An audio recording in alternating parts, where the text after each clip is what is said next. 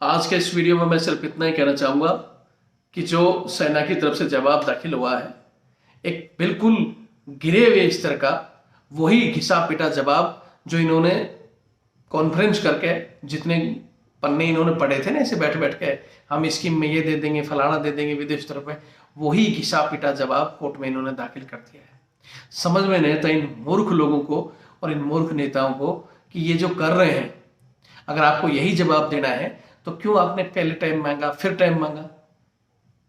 अरे समझ में नहीं आया, इतनी मूर्खता भरे जवाब आपको देना था, फिर क्यों समय मांग रहे हो? क्यों जवानों, इन नौजवानों का वो कर रहे हो? आपने सेना को बर्बाद कर दिया मोदी जी, जवानों का मनोबल तोड़ दिया, इन नौजवानों के सपने तोड़े हैं।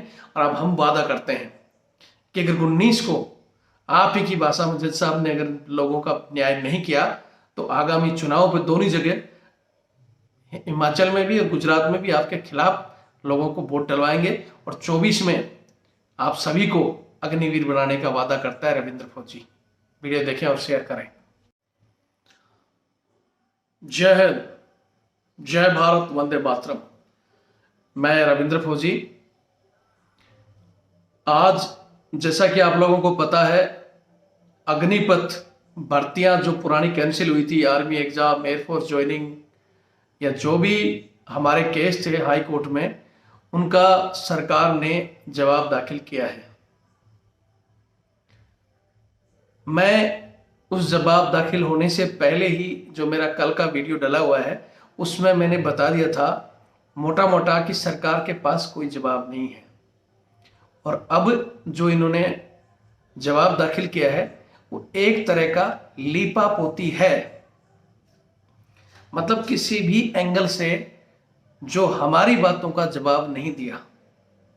आप लोगों को पता है कि हम लोगों ने सरकार से एक मोटे तौर पर सिर्फ और सिर्फ सबसे पहले डिमांड रखी थी कि आप जो स्कीम लेकर आ रहे हो, इससे रिलेटेड जो पहले की भर्तियां हैं उन्हें कंप्लीट कराओ, चाहे वो आर्मी एग्जाम हो, एयरफोर्स ज्वाइनिंग हो या जो भी उम्र सीमा में छूट हो, पहले वाले लोगों को आप दें। मोटा मोटा हमारा ये पॉइंट था।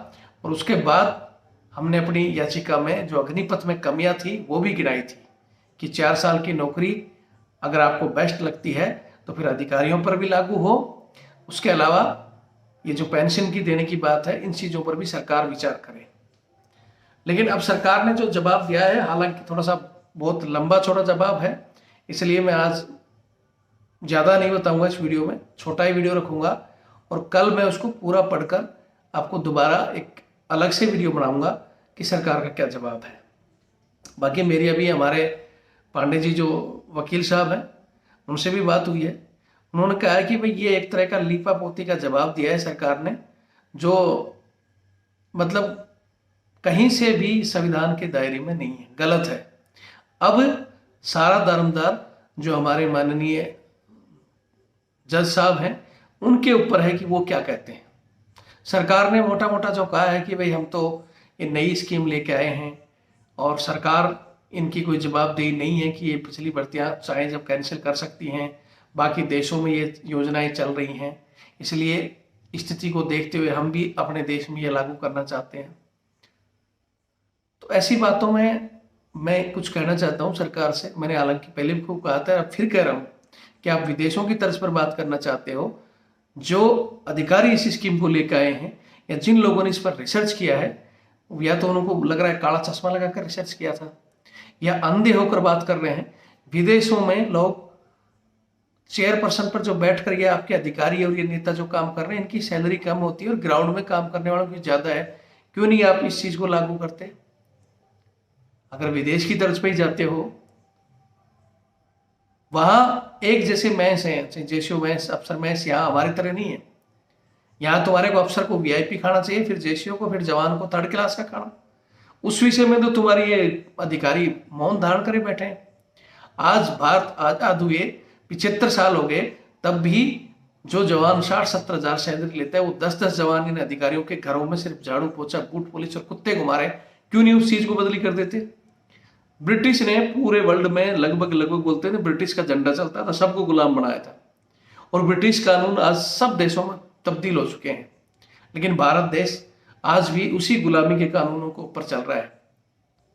बल्कि जो ब्रिटिश ने भी नहीं किया, हमारे इन काले अंग्रेजों ने उससे भी भयंकर हालत कर दी सेना की।